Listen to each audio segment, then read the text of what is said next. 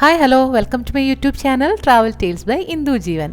നമ്മൾ ഇന്ന് കൊട്ടിയൂരിലേക്ക് പോവാണ് കേട്ടോ. ഞങ്ങളിപ്പോൾ ഉള്ളത് മാനന്തവാടിയിലാണ്. മാനന്തവാടി ടൗണിലൂടെയാണ് നമ്മളീ പോയിക്കൊണ്ടിരിക്കുന്നത്. നല്ല മഴയുള്ള ദിവസമാണ് കേട്ടോ. വയനാട്ടിൽ റെഡ് അലർട്ടൊക്കെ ഇങ്ങനെ പ്രഖ്യാപിച്ചിരിക്കുന്ന സമയമാണ്. എന്നാലും മഴയത്ത് യാത്ര ചെയ്യാനൊരു വല്ലാത്ത നല്ല സുഖമാണ് കേട്ടോ. വയനാട്ടിലെ കാടുകളും ഈ ഒരു മഴയൊക്കെ ആസ്വദിച്ച് നമുക്ക് കൊട്ടിയൂരിലേക്ക് പോവാം.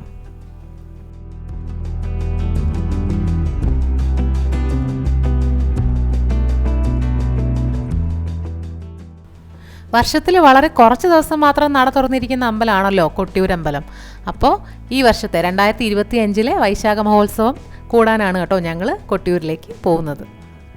ഇതേ കണ്ടില്ലേ, നല്ല കാടുകളൊക്കെ ഇങ്ങനെ മഴ നനഞ്ഞ് നല്ല പച്ചപ്പിൽ നിൽക്കുന്നുണ്ട് കേട്ടോ.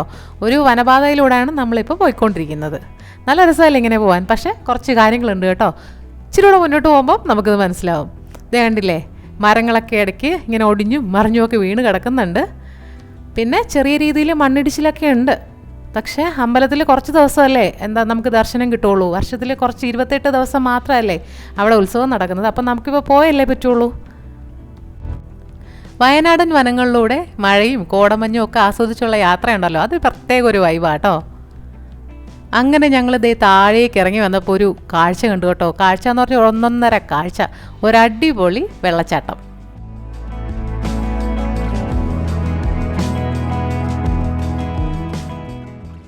ഇലപ്പീടിക എന്ന സ്ഥലത്താണ് ഈ വെള്ളച്ചാട്ടം ഉള്ളത്. ശരിക്കും പറഞ്ഞാൽ കണ്ണൂർ സിറ്റിയിലും സമീപ പ്രദേശത്തെ പഞ്ചായത്തുകളിലും താമസിക്കുന്ന 8 ലക്ഷത്തോളം ആൾക്കാർക്ക് കുടിവെള്ളം എത്തിക്കുന്ന പഴശ്ശി കുടിവെള്ള പദ്ധതിയിലേക്കാണ് ഈ അരുവി ഒഴുകിയെത്തുന്നത്.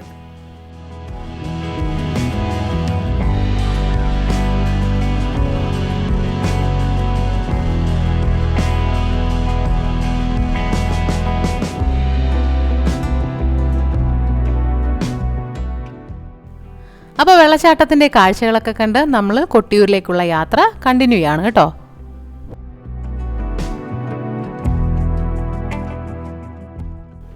ഇത് കണ്ടില്ലേ, ആ വെള്ളച്ചാട്ടത്തിൻ്റെ താഴ്വശം, ആ വെള്ളച്ചാട്ടം ഇങ്ങനെയാണ് കണ്ടിന്യൂ ചെയ്ത് താഴേക്ക് പോകുന്നത് കേട്ടോ.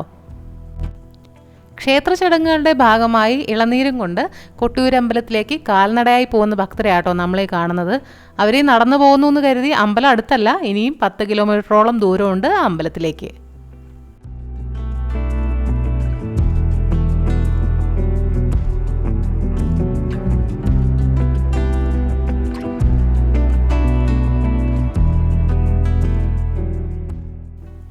അപ്പോൾ നമ്മൾ കൊട്ടിയൂർ ടൗണിലേക്ക് എത്തിയിട്ടുണ്ട് കേട്ടോ.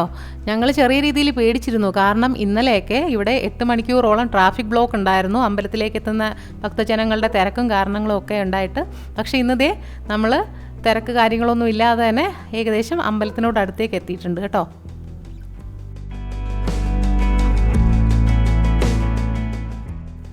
കൊട്ടിയൂർ അമ്പലത്തിലേക്ക് അടുക്കും തോറും ഓടപ്പൂക്കൾ വെക്കുന്ന ഒരുപാട് കടകൾ നമുക്ക് കാണാൻ സാധിക്കുന്നുണ്ട് കേട്ടോ. നല്ല ഭംഗിയല്ലേ ഈ ഓടപ്പൂക്കൾ ഇങ്ങനെ തൂക്കിയിട്ടിരിക്കുന്നത്.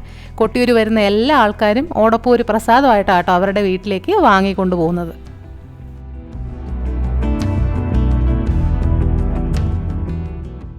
ഇനി നമ്മുടെ ടാസ്ക് എന്ന് പറയുന്നത് വണ്ടി സേഫായിട്ട് പാർക്ക് ചെയ്യണം കേട്ടോ.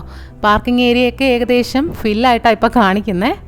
നമ്മളത് അമ്പലത്തിനോട് അടുത്ത് എത്തിയിട്ടുണ്ട്.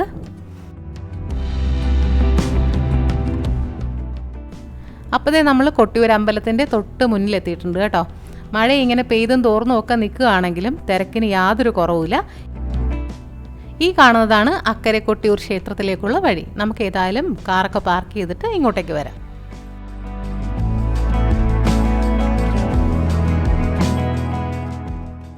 അപ്പോഴേ നമ്മൾ കാറൊക്കെ പാർക്ക് ചെയ്ത് ബാവലിപ്പുഴയുടെ കരയിലെത്തിയിട്ടുണ്ട് കേട്ടോ. ഈ പുഴ കടന്നാണ് അക്കരെ കൊട്ടിയൂർ ക്ഷേത്രത്തിലേക്ക് നമുക്ക് പോവേണ്ടത്. പുഴ കണ്ടില്ലേ, ഭയങ്കര ഒഴുക്കാട്ടോ, നല്ല മഴയല്ലേ. തൊട്ട് മുന്നേയുള്ള ദിവസം 2-3 പേര് ഒഴുക്കിപ്പെട്ടിരുന്നു. അതുകൊണ്ട് തന്നെ ആരെയും പുഴയിലേക്ക് ഇറങ്ങാൻ സമ്മതിക്കുന്നുണ്ടായിരുന്നില്ല കേട്ടോ ഈ ഒരു ഭാഗത്ത്. നമ്മളീ കാണുന്ന പാലത്തിലൂടെയാണ് ക്ഷേത്ര ദർശനത്തിനായിട്ട് പോവേണ്ടത്. അവിടെ ഭയങ്കര ക്യൂ ആട്ടോ.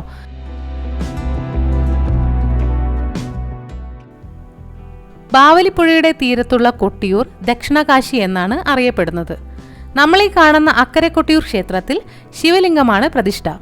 ഈ ശിവലിംഗം സ്വയംഭൂ ആണെന്ന് വിശ്വസിക്കുന്നു. ഇളനീർ, അതായത് കരിക്ക് കൊണ്ടാണ് പ്രധാന അഭിഷേകം.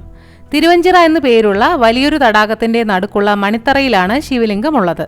ഈ തടാകത്തിൽ തന്നെയുള്ള മറ്റൊരു തറയായ അമ്മാറക്കല്ലിൽ ശ്രീ പാർവതിയെയും പ്രതിഷ്ഠിച്ചിരിക്കുന്നു. തുമ്പയും തുളസിയും കൂവളത്തിലയുമാണ് മണിത്തറയിലെ പൂജകൾക്കായി ഉപയോഗിക്കുന്നത്. മലയാള മാസമായ ഇടവത്തിലെ ചോതി നക്ഷത്രം മുതൽ മിഥുന മാസത്തിലെ ചിത്തിര നക്ഷത്രം വരെയുള്ള 28 ദിവസങ്ങളിലാണ് അക്കരെ കൊട്ടിയൂർ ക്ഷേത്രത്തിലെ പ്രസിദ്ധമായ വൈശാഖ മഹോത്സവം നടക്കുന്നത്. ലക്ഷക്കണക്കിന് ഭക്തരാണ് വൈശാഖ മഹോത്സവത്തിന് ഇവിടേക്ക് എത്തിച്ചേരുന്നത്. ഹിന്ദു പുരാണങ്ങൾ പ്രകാരം ദക്ഷയാഗം നടന്ന സ്ഥലമാണ് കൊട്ടിയൂർ. ഒരു വൈശാഖ നാളിലാണത്രേ ദക്ഷൻ യാഗം നടത്തിയത്. ഈ യാഗത്തിന് ദക്ഷൻ 33 ദേവന്മാരിൽ പരമശിവനെ ഒഴിച്ച് ബാക്കി എല്ലാവരെയും ക്ഷണിച്ചു. ദക്ഷന്റെ മകളായ സതിയുടെ ഭർത്താവായിരുന്നു പരമശിവൻ. പക്ഷേ പരമശിവനുമായി വിരോധത്തിലായിരുന്ന ദക്ഷൻ മനഃപൂർവ്വം പരമശിവനെ അപമാനിക്കുക എന്ന ഉദ്ദേശത്തോടെയാണ് ബാക്കി എല്ലാ ദേവീദേവന്മാരെയും യാഗത്തിന് ക്ഷണിച്ചിട്ടും പരമശിവനെയും സതിയെയും മാത്രം ക്ഷണിക്കാതിരുന്നത്. പക്ഷേ ഈ വിവരം അറിഞ്ഞ സതീദേവി യാഗത്തിന് പോകണമെന്ന് തൻ്റെ ഭർത്താവായ പരമശിവനോട് ആവശ്യപ്പെടുകയും ശിവൻ അതിനെ എതിർക്കുകയും ചെയ്തു. ക്ഷണിക്കപ്പെടാതെ ചെന്നാൽ അപമാനം സഹിക്കേണ്ടി വരും എന്നതിനാലാണ് പരമശിവൻ യാഗത്തിന് പോകാൻ വിസമ്മതം കാട്ടിയത്. എങ്കിലും സതീദേവിയുടെ നിർബന്ധത്തിന് വഴങ്ങി സതീദേവിയെ ഒറ്റയ്ക്ക് യാഗത്തിൽ പങ്കെടുക്കാൻ പോകുന്നതിന് ശിവൻ അനുമതി നൽകി. പക്ഷേ അപമാനിതയായി മടങ്ങി വരരുത് എന്ന നിബന്ധനയോടെയാണ് ശിവൻ സതീദേവിയെ പോകാൻ അനുവദിച്ചത്. ക്ഷണിക്കപ്പെടാതെ എത്തിയ തൻ്റെ മകളെ കണ്ട് ദക്ഷൻ കോപം കൊണ്ടു. മറ്റു ദേവീദേവന്മാരുടെ മുന്നിൽ വെച്ച് കണക്കറ്റ് അപമാനിച്ചു. അപമാനം സഹിക്കാനാവാതെ സതീദേവി യാഗാഗ്നിയിൽ ചാടി ജീവനൊടുക്കി. വിവരമറിഞ്ഞ ശിവൻ കോപാകുലനായി തൻ്റെ ജട പറിച്ച് നിലത്തടിച്ചു. അതിൽ നിന്നും ജനിച്ച വീരഭദ്രനും ഭദ്രകാളിയും ഭൂതഗണങ്ങളോടൊപ്പം യാഗശാലയിൽ ചെന്ന് ദക്ഷന്റെ തലയറുത്തു. പിന്നീട് ശിവനും യാഗശാലയിൽ എത്തിച്ചേർന്നു. ദേവഗണങ്ങളുടെ അഭ്യർത്ഥന പ്രകാരം ദക്ഷനെ പുനർജീവിപ്പിച്ച് യാഗം പൂർത്തിയാക്കി. അങ്ങനെ 33 ദേവന്മാരുടെയും സാന്നിധ്യം കൊട്ടിയൂർ ഉണ്ടായതുകൊണ്ടാണ് കൊട്ടിയൂരിനെ ദക്ഷിണകാശി എന്ന് വിളിക്കുന്നത്. യാഗമൊക്കെ കഴിഞ്ഞ് പിന്നീട് കൊടും വനമായി മാറിയ കൊട്ടിയൂരിലെ ഈ യാഗസ്ഥലം കുറിച്യരുടെ വാസസ്ഥലമായി. ഒരിക്കൽ ഒരു കുറിച്യ യുവാവ് വേട്ടക്കിടയിൽ തൻ്റെ അമ്പിന് മൂർച്ച കൂട്ടാൻ ഇവിടെ കണ്ട ഒരു കല്ലിൽ തൻ്റെ അമ്പുരച്ചു. ആ സമയം കല്ലിൽ നിന്ന് രക്തപ്രവാഹം ഉണ്ടാവുകയും ഭയന്നുപോയ കുറിച്യർ ഈ വിവരം പടിഞ്ഞാറ്റ് നമ്പൂതിരിയെ അറിയിക്കുകയും ചെയ്തു. സ്ഥലത്തെത്തിയ നമ്പൂതിരി നിരവധി പൂജാകർമ്മങ്ങൾ ചെയ്തിട്ടും രക്തപ്രവാഹം നിലയ്ക്കാതെ വരികയും അവസാനം ഇളനീർ അഭിഷേകം ചെയ്തപ്പോൾ രക്തപ്രവാഹം നിലയ്ക്കുകയും ചെയ്തു. അതുകൊണ്ടാണ് കൊട്ടിയൂരിലെ പ്രധാന അഭിഷേകം ഇളനീരാട്ടമായത്. ക്ഷേത്രത്തിൽ ഇന്ന് കാണുന്ന ആരാധനാക്രമം ഉണ്ടാക്കിയത് ശങ്കരാചാര്യർ ആണെന്നാണ് വിശ്വാസം. സമൂഹത്തിലെ എല്ലാ ജനവിഭാഗങ്ങൾക്കും കൊട്ടിയൂരിലെ വൈശാഖോത്സവത്തിന് പ്രത്യേകം അവകാശങ്ങളും അധികാരങ്ങളും നൽകിയിട്ടുണ്ട്.